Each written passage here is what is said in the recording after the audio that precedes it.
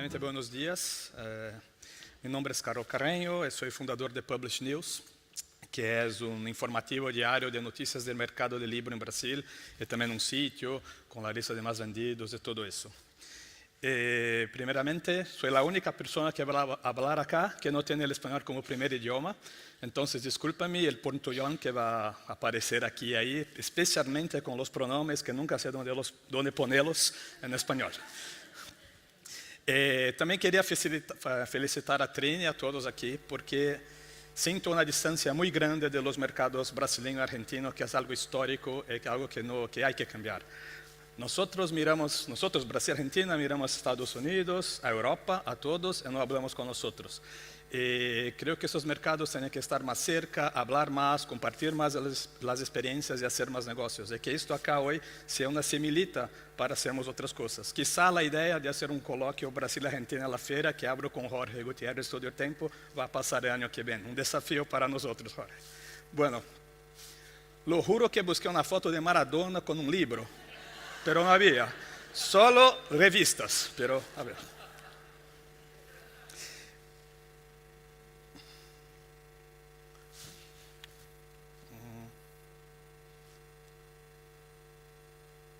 No marcho.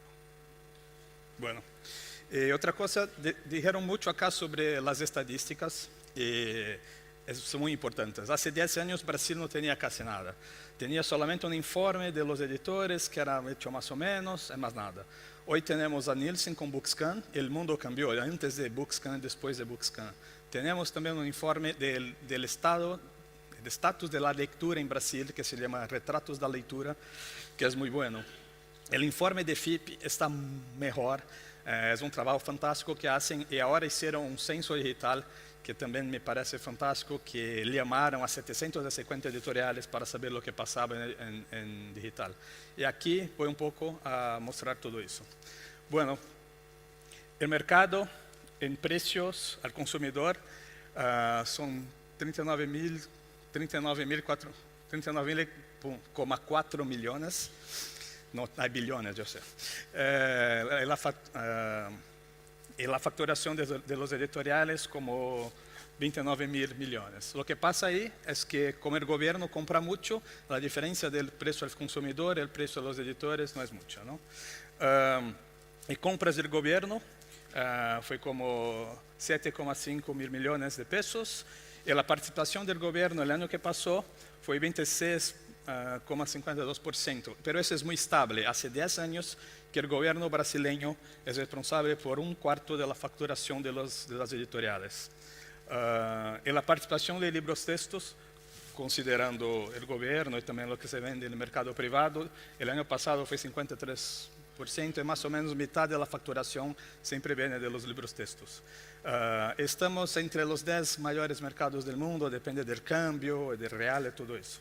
Y bueno, el gobierno es muy importante, por eso tengo ahí la foto de nuestro querido presidente, que le quiere mucho la población hoy.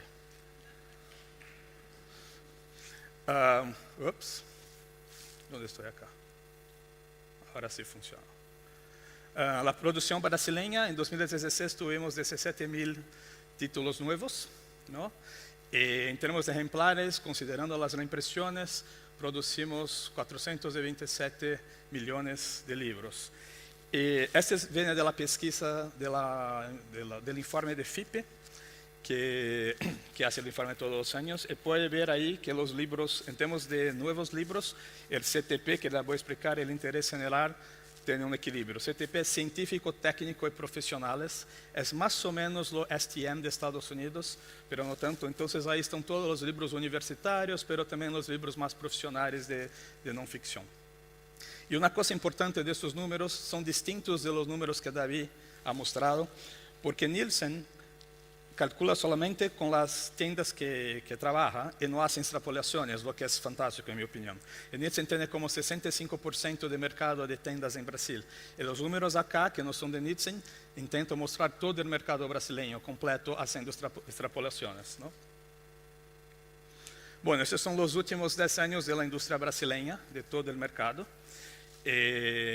Bueno, al fin ahí, en los últimos 8 años, viene la crisis que estamos pasando en Brasil, ¿no? No es solamente el fútbol.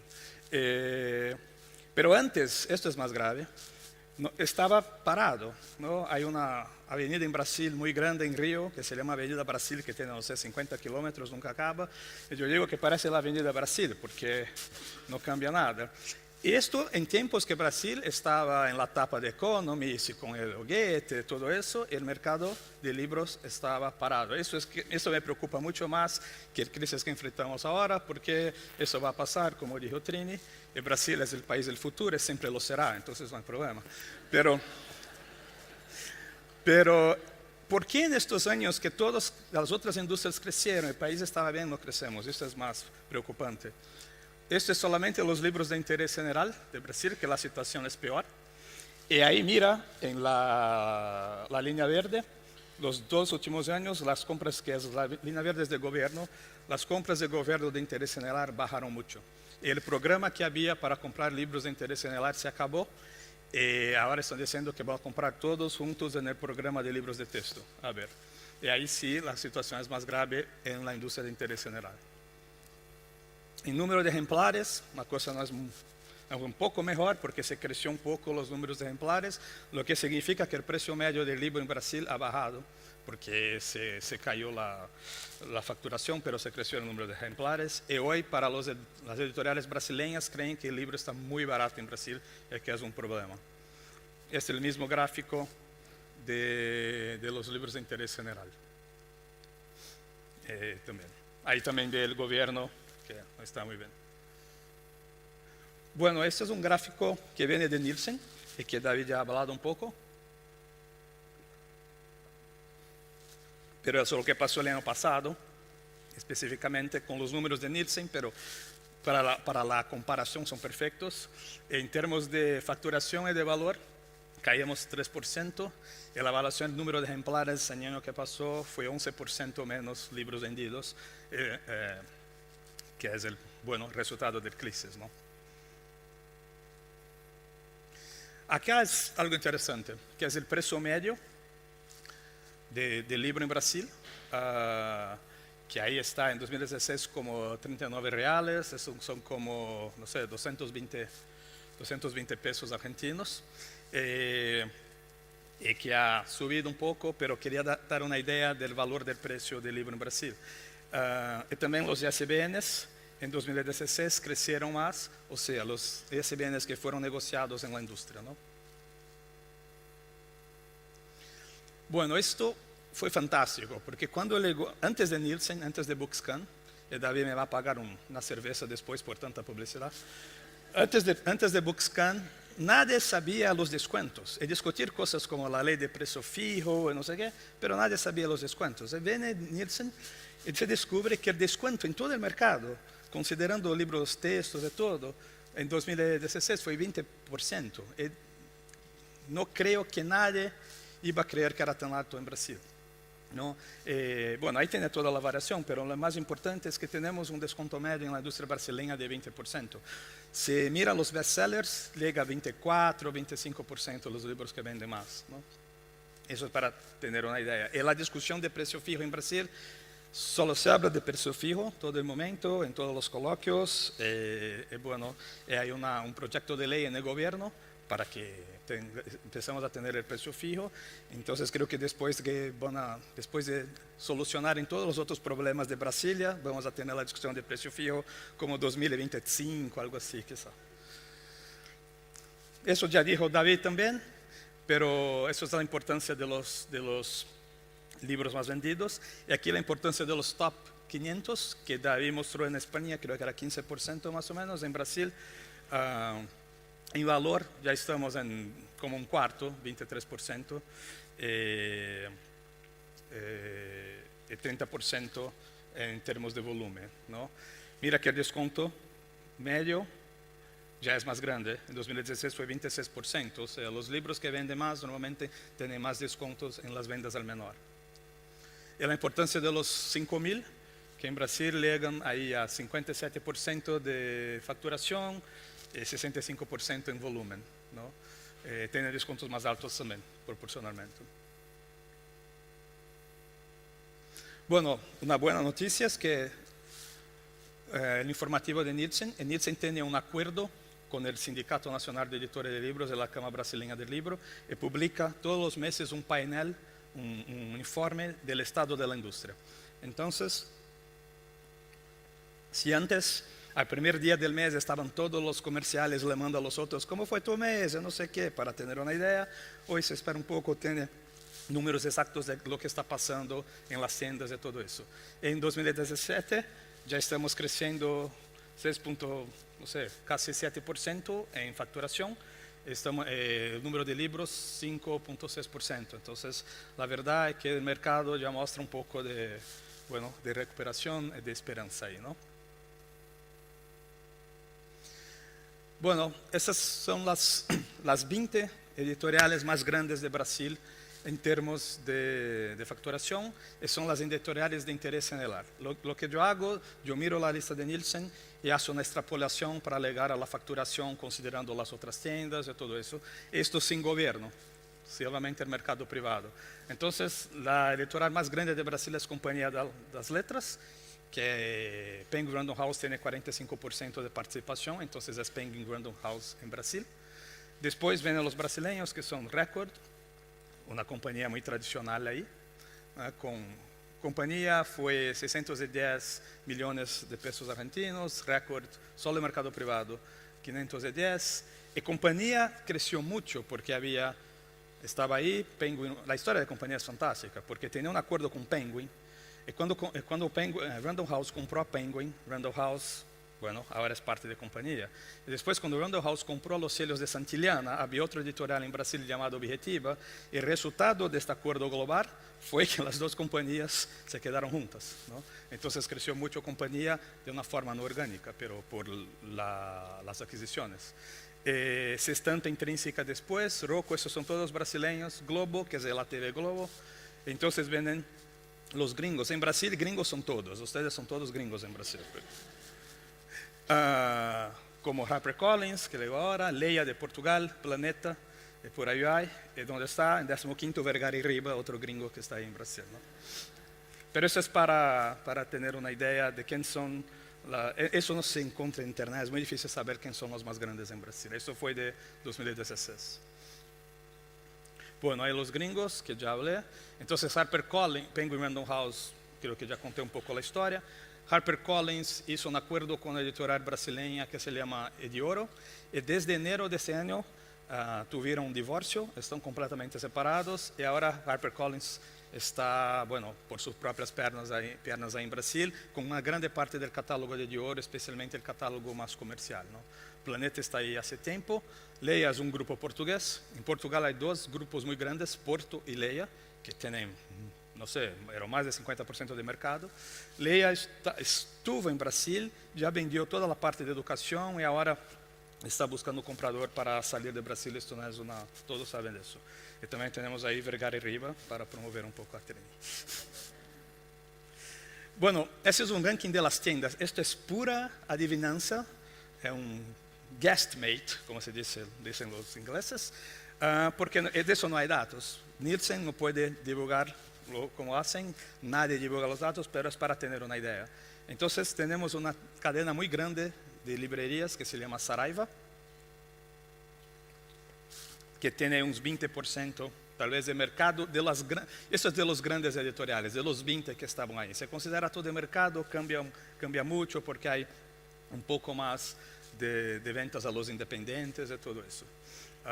Pero Saraiva está ahí. Lo que quiero hablar son en azul, Cultura y FINAC, porque hace, no sé, un mes, Cultura compró FINAC por 750 millones de pesos negativos, que es una cosa que nadie entiende.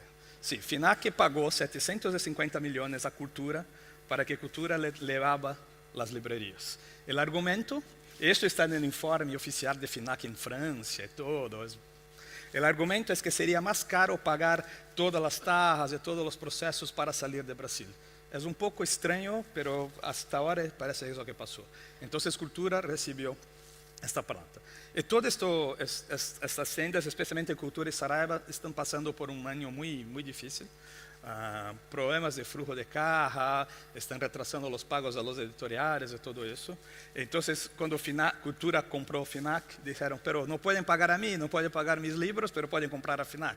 Pero como fue una compra negativa, utilizaron la plata de FINAC para empezar a pagar las editoriales, solo para dar una idea.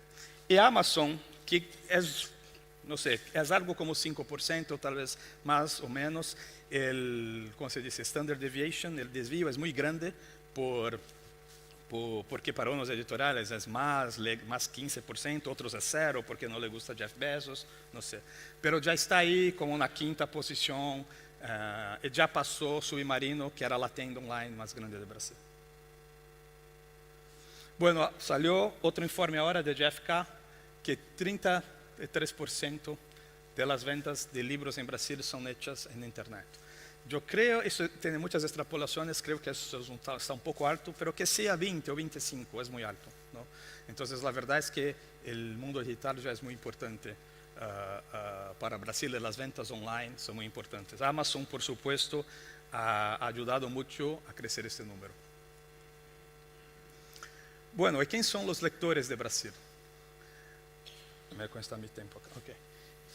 Esto es de esta investigación que se llama Retratos da Leitura. Esto está abierto. Solamente la presentación en PowerPoint tiene como, no sé, 240 páginas. Es increíble los datos que hay, más de los lectores, no es tanto de los compradores. Esto es hecho por un instituto que tiene participación de las editoriales. Entonces, en Brasil hay como 105 millones de lectores, que es 56% de la población con más de 5 años. ¿Qué son lectores para esta investigación? Lector es una persona que leyó un libro en los últimos 3 meses antes, cuando hicieron la pregunta. No había necesidad de leer el libro completamente, pero leer un libro. ¿Okay?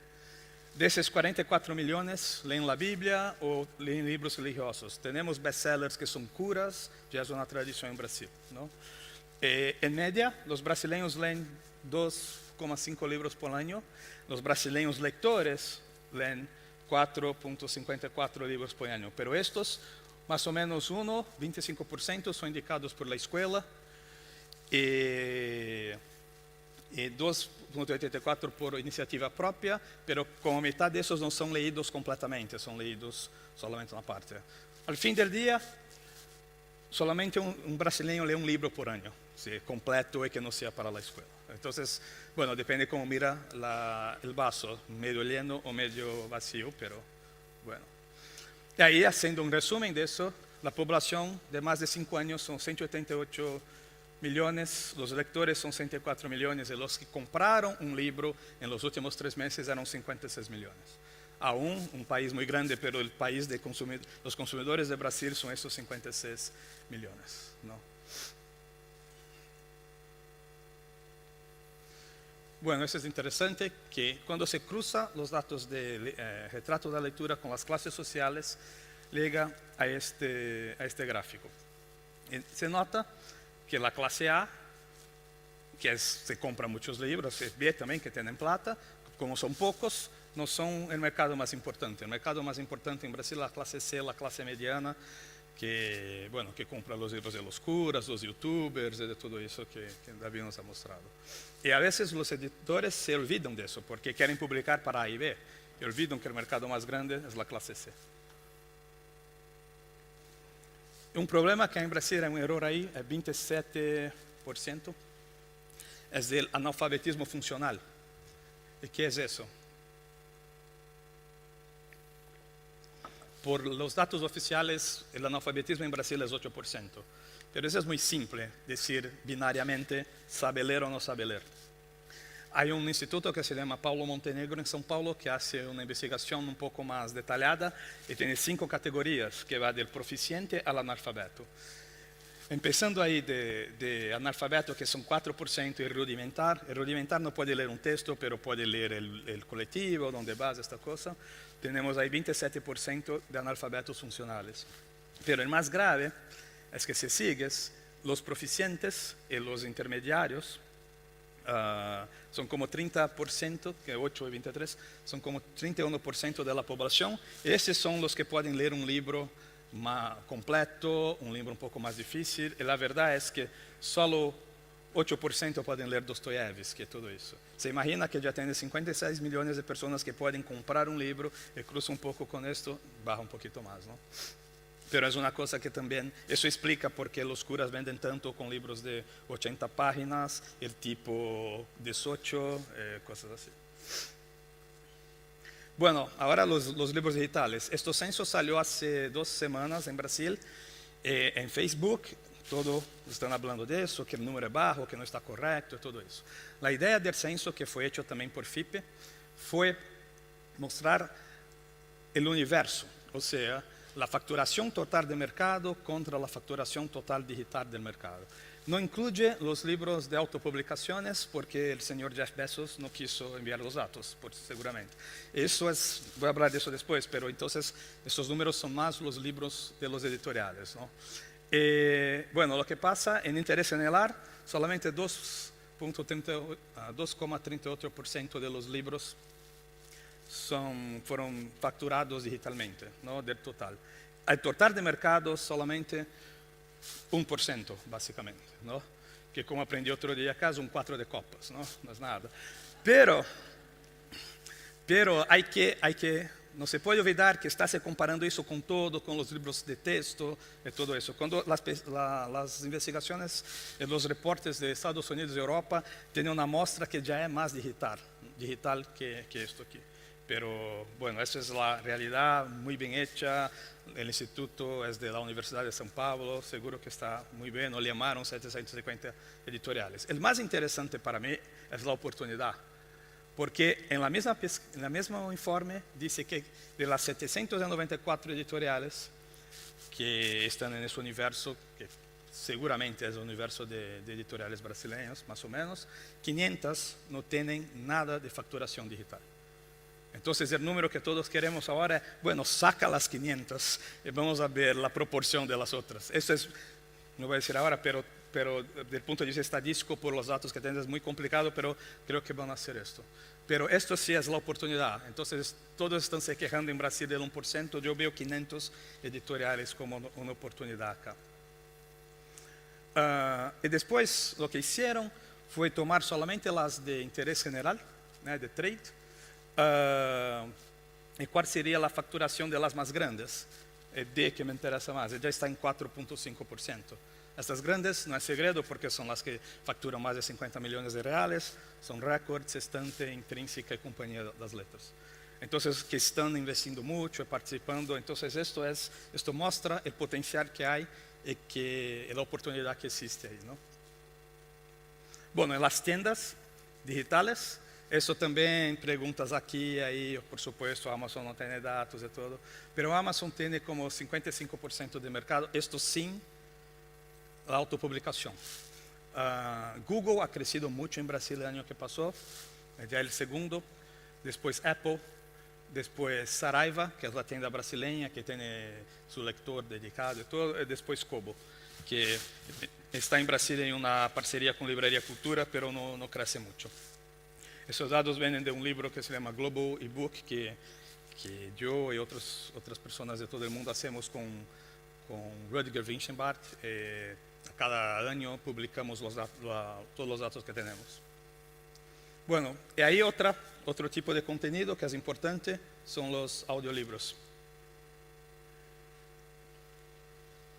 eBook es una plataforma de suscripciones en Brasil para audiolibros, ¿no? Ellos tienen 2 millones de usuarios registrados, pero son 250,000 activos. Ya tienen 120 editoriales que hacen parte. En la App Store de Brasil ya están en número 1 del aplicativo más bajado, ¿no? Ellos dicen eso, que tienen 250,000 usuarios que escuchan en media 3 horas de audiolibros por mes. Eso es más o menos un mes, un libro todo el mes. Entonces está empezando, ya hay gente interesada. Por seguro que tienen parcerías con las compañías telefónicas, y a veces no se puede cancelar el servicio, todo eso es verdad. Pero 250,000 usuarios activos son personas que están escuchando al audio, ¿no? Eso digo yo. 2018 será año de audiolibro en Brasil. ¿Por qué? Porque Audible y Storytel ya están viajando mucho a Brasil, no para sacar fotos con el Cristo en Río, ir a la playa, ¿no? Entonces están hablando con editoriales, tanto Audible, que es la plataforma de Amazon, como Storytel, que es una plataforma sueca, que tienen tanta gana o tanto poder que compraron el año que pasó la segunda más grande editorial de Suecia, como una empresa, como una compañía de audiolibros, porque querían garantizar el acceso al contenido. En Suecia también el mercado es muy concentrado, son Bonnier y Norstedts, que son las más grandes, y compraron la segunda, algo increíble. Bueno, con eso no quiero decir que todos van a escuchar audiolibros y todo se va a acabar, pero quiero que estas dos compañías lleguen en Brasil en el año 2018. Lo que hace falta aún, y que dijo mucho Javier, es impresión bajo demanda, porque impresión bajo demanda no solo sirve para su catálogo, pero también para reponer los libros en las tiendas de una manera rápida. Hace un libro, venden todo, bueno, necesita una semana, 2 semanas de offset, puede imprimir en digital y ponerlos ahí para no perder la curva, no perder la presencia en las tiendas. Y bueno, es una plataforma muy importante. Esto es de Ingram, en Estados Unidos, que son como no sé cuántas líneas de producción de libros uno a uno. Eso aún no tenemos. Tenemos ahora 2 compañías que tengo mucha esperanza que están ahí, y una de ellas en un acuerdo con DocuPrint acá, entonces que DocuPrint está forneciendo toda la tecnología para hacer los libros en Brasil. Ojalá que sea como el básquetbol, que necesitamos un técnico brasileño también para enseñar, argentino en Brasil, para enseñar a jugar. Vamos a ver. Otra cosa que hace falta, que creo que es el problema, es mejorías de productividad. No creo que aquí es muy distinto, pero la industria del libro brasileña es aún muy ineficiente y presenta baja productividad en todas las áreas.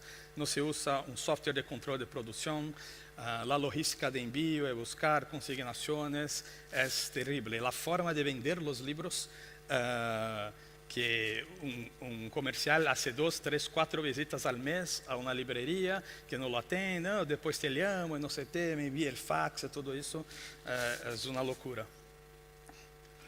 Bueno, hay un error que quiero mostrar acá. Esto es el mundo que habla el portugués, ¿no? Este código de guerra que le llamamos de idioma. Bueno, hay Portugal y Brasil.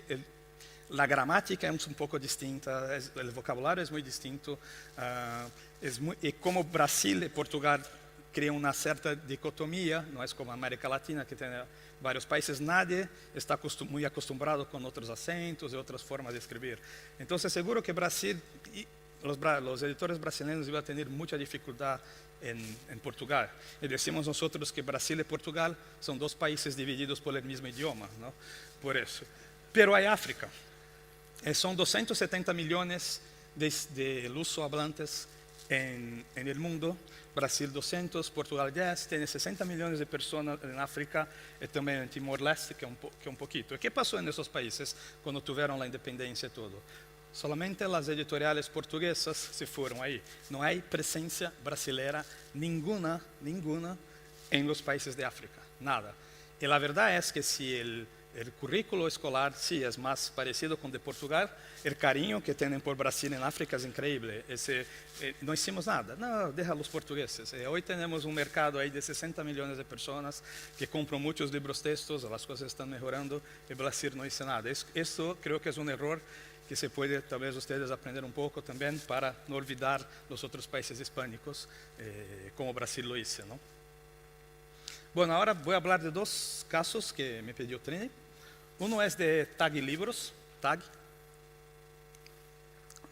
es un club de suscripciones de libros, pero físicos. Como el círculo de lectores existía, bueno, lo que me encanta en esa plataforma es que tomaron una idea antigua que estaba muriendo y la hicieron nueva y pusieron tecnología y tiene mucho suceso en Brasil. Entonces el producto es que todo mes recibes una caja. Yo iba a traer 2 cajas, pero me enviaron de sur de Brasil, donde está TAG, en Porto Alegre, a Río de Janeiro. Por supuesto no llegó. Lo correo ahí también no es... Pero va a llegar semana que viene, no sé. Pero bueno. Dijeron que fueron en mi casa 2 veces y no había nadie, no es verdad. Y la caja siempre viene con... Déjame hacer algo aquí, sí, mejor.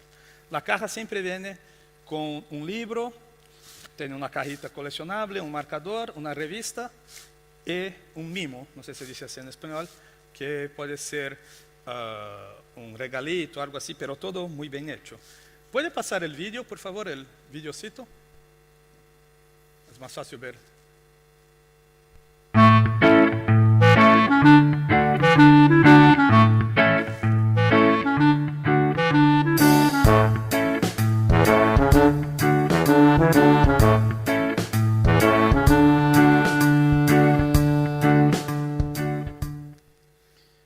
Gracias.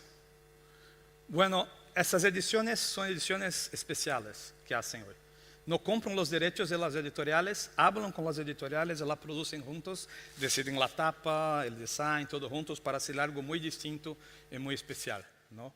Yo tengo otra cosa que hacen, tienen curadores. Los curadores son escritores muy conocidos. Ya tuvieron Mario Vargas Llosa, Veríssimo, Mangel va a ser, creo que este año aún. Y lo que hacen, llaman a estos escritores y dicen, mira, tenemos que escoger un libro. ¿Qué libro nos recomienda los pronombres? Bueno, recomiendo este libro y todo, hacen una entrevista o piden un texto de presentación para la revista que viene junto, y con eso hacen un branding, hacen un marketing fantástico, porque va a recibir un libro que le recomendó Mario Vargas Llosa, por ejemplo, ¿no? Entonces, el momento actual de TAG es que fue fundada en 2014 y fue fundada por unos pibes de 23 años, ¿no? Que ahora tienen 25. Envió su primer kit en agosto del mismo año para 64 asociados. En 2016 ultrapasó 10.000 asociados. En 2017 todos los kits tenían ediciones de lujo, porque hacían primeramente con los libros normales. Y cuando hicieron una de lujo fue fantástico. No volvemos más. Ahora en julio publicaron un libro. Llamaron un organizador, publicaron un libro de cuentos de varios autores. Bueno, fueron editores. No quieren hacer esto siempre, pero quieren hacer una vez u otra ahí. Hoy ya tiene 20.000 asociados y 60.000 funcionarios. Bueno, ¿qué significa eso en términos de plata? Está ahí, 380 pesos es la suscripción por 20.000 suscriptores, son 7.600.000 pesos al mes vendiendo libros físicos, ¿no? Con tiradas de 20.000, ¿no?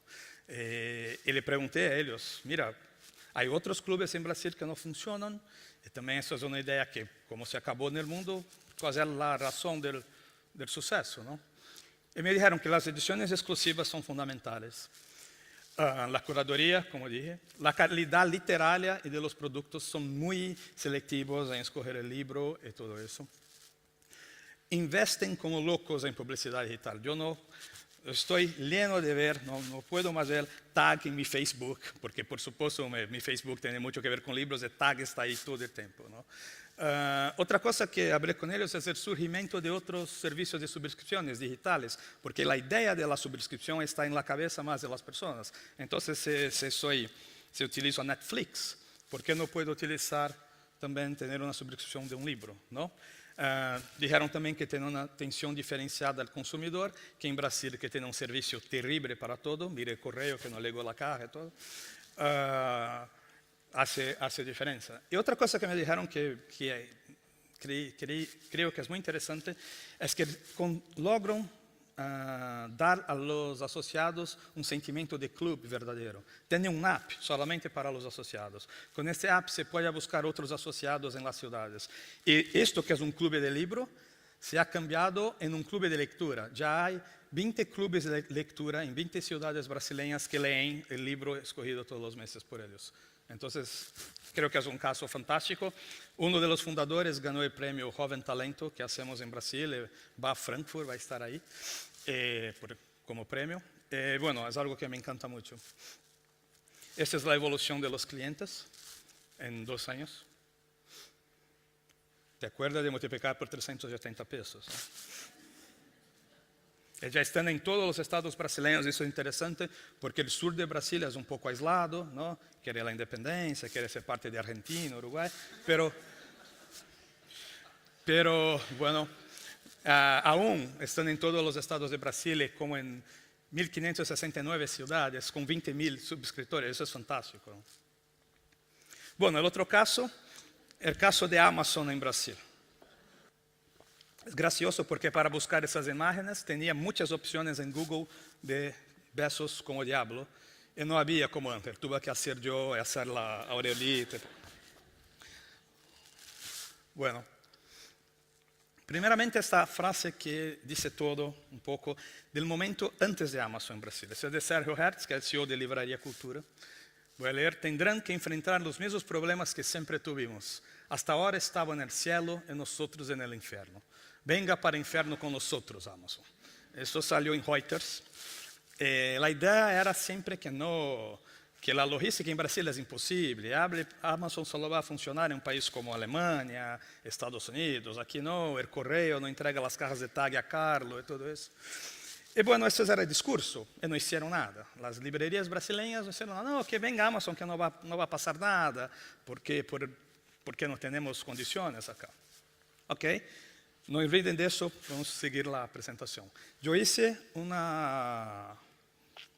todas las fechas, una cronología de Amazon en Brasil. La verdad que Amazon en Brasil empieza en octubre de 2009, cuando el Kindle se torna internacional. Yo ya tenía un Kindle americano que para comprar los libros era una locura, tenía que comprar gift cards y todo eso. Y me acuerdo que fui a Estados Unidos, compré un Kindle y dije: no va a funcionar en Brasil, como los editores, no va a funcionar. Estoy en el aeropuerto en Río, indo a mi casa, enciendo el Kindle y ya bajo un libro. Es fantástico. Entonces fue cuando Amazon de facto llegó a Brasil. En ese momento los editores brasileños empezaron a tener más miedo, preocupación, ¿qué vamos a hacer? Y cambió un poco la reacción de los editores, ¿no?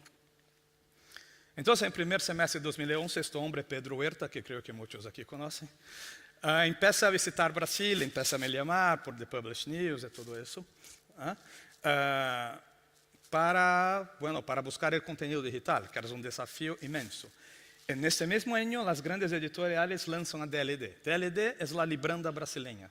Con la diferencia es que DLD nunca buscó, con excepción de 2 o 3 editoriales, nunca buscó los otros editoriales después. Entonces empezó con 6 editoriales muy grandes, los Big Six de Brasil, después vino más 4.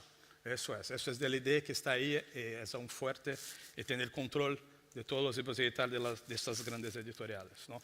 El DLD fue creado para se proteger de Amazon. En mi opinión, cuando se creó DLD no se veía el digital como una oportunidad, pero como una amenaza. Y por eso se creó DLD. Con el tiempo entendieron que tenía una oportunidad. Ahí. DLD hizo el mejor contrato con Amazon de la historia digital, porque este contrato no lo permite a Amazon bajar el precio más que 5%, es solamente 10% del catálogo. Yo no sé otro país que logró una negociación así.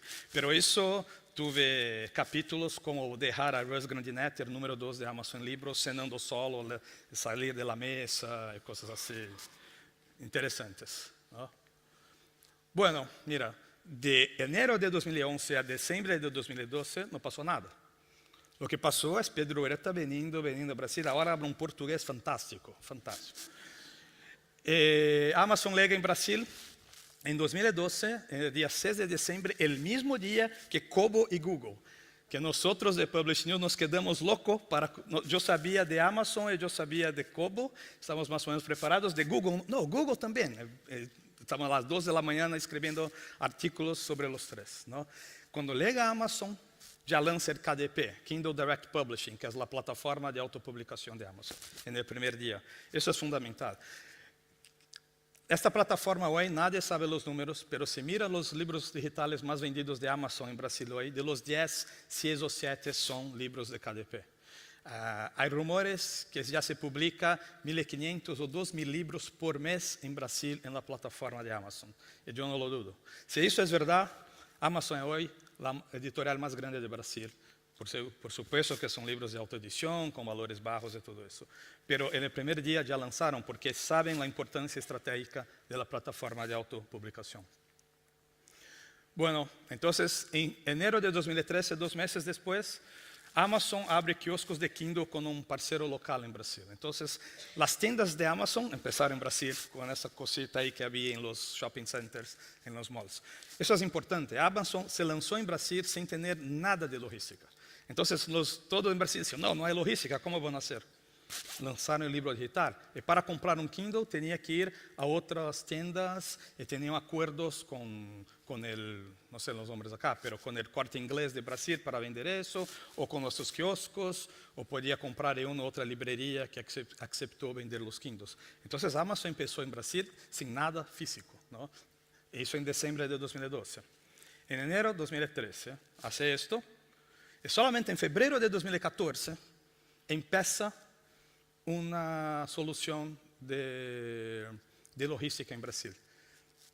Entonces, un año después de empezar los libros digitales empieza a vender Kindles y accesorios en Brasil de forma directa. No tenía una logística tercerizada que los enseñaron, los hicieron trabajar en sus reglas, pero empezó a hacer eso directamente. Podía comprar en la tienda de Amazon un Kindle y llegaba en su casa. Claro, pasó 6 meses, empezaron a vender libros físicos, con un catálogo de 150.000 títulos, más o menos, entregas en 48 horas en São Paulo.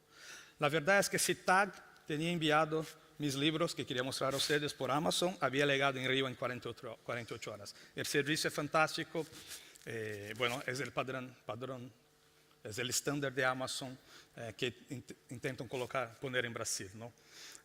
Por todo este suceso, el tema del precio fijo es todo lo que hablo, porque creen las editoriales que si ponen el precio fijo ahí, Amazon tendrá problema. La verdad es que en Alemania hay precio fijo, hay Amazon y Amazon está muy bien. Entonces no creo que esto va a solucionar, porque Amazon tiene exactamente lo que el mercado brasileño no tiene, que es productividad y una eficiencia fantástica, en varios sentidos, ¿no? Diablo o ángel. Bueno, por ahora, en mi opinión, es un ángel, porque Amazon hace exigencias para los libreros que los están obligando a tener servicios mejores. Entonces, por ejemplo, cuando empezó Amazon, había distribuidores que enviaron pedidos gigantes, pedidos de 1,5 millones de pesos, enviaban pedidos a Amazon y Amazon los rechazaba de vuelta 3, 4, 5 veces, porque las cajas no estaban en el estándar exigido. Y también estos distribuidores recibían libros de otras librerías. No necesita sacar el adhesivo, no, envía así, sucios y todo. Eso se acabó con Amazon. Amazon tiene reglas que, por ejemplo, el chofer del camión que lleva los libros no puede tener una camisa de un club de fútbol. Es a este nivel que llega la cosa. Pero eso es una tontería, pero las otras cosas sí empezó a enseñar el mercado cosas interesantes. Hoy, Brasil, que siempre tuvo un problema serio de metadatos, y por eso que retrasó Amazon. Para llegar al mundo físico pasó todo ese tiempo por 2 motivos. Uno, la logística, que tenía que buscar una solución, y la hicieron con una compañía tercerizada. La otra eran los metadatos, porque no había metadatos en Brasil y tuvieron que prácticamente crear eso. Hoy el mercado brasileño tiene 2 compañías de metadatos que disputan este mercado. Una es de la Feria de Frankfurt y la aceptación es fantástica. Y si no era Amazon, no creo que iba a tener una aceptación. Iba a decir, no necesitamos metadatos, no hay problema, ¿no? Y creo que esto cambió mucho. Bueno, solo tenemos que almorzar, pero en diciembre Amazon lanza en Kindle Unlimited, que es la plataforma de suscripciones. Cuando empezó, solamente Record y otro editorial entraron, pero hoy grandes editoriales ya hacen parte de Kindle Unlimited, ¿no? Y también, según los rumores, proporcionalmente el Kindle Unlimited de Brasil a la facturación de Amazon es una de las proporciones más grandes del mundo. Bueno, en abril, ahora, 2007, Amazon lanza su marketplace de libros con 100.000 títulos y la participación de importantes libreros. Entonces fue muy gracioso ver esos libreros que en 2014 decían que Jeff Bezos era el diablo. Ahora aquí en el release de Amazon diciendo, no, esta plataforma es fantástica, que puedo vender mis libros ahí. El marketplace, no sé si saben, es venden en Amazon, pones tu catálogo en Amazon y cuando hace la venta en Amazon, recibes una comunicación, hace el paquete y envía directo al cliente. Solamente utiliza el sitio de Amazon para hacer la venta. Y esto empezó ahora, recientemente, con como por ejemplo Librería Martins Fontes, que es muy tradicional, hace parte de esto. Nos próximos capítulos es que Amazon lanzará otras categorías de productos en Brasil en los próximos meses, como electrónicos. Esto otra vez va a cambiar todo, porque hoy Amazon no investe mucho en publicidad. Solo conoce Amazon quien compra libros. Cuando empezar a vender telemóviles electrónicos, todos van a conocer Amazon y tal vez gane más fuerza ahí. Entonces, volviendo a la frase que dijo mi amigo Sergio, esa es mi frase, que el infierno está mejor porque Amazon obligó a la industria brasileña a mejorar un poco su productividad y eficiencia. No seamos ingenuos, tienden al monopolio. Yo siempre digo que muchas veces las acusaciones de Amazon es como acusar a alguien de hacer goles con los pies en fútbol, porque es verdad, juegan con las reglas capitalistas, el problema está en las reglas, no tanto en Amazon. Pero sí, tienden al monopolio, tienden a destruir la competencia, esto es malo para los editoriales.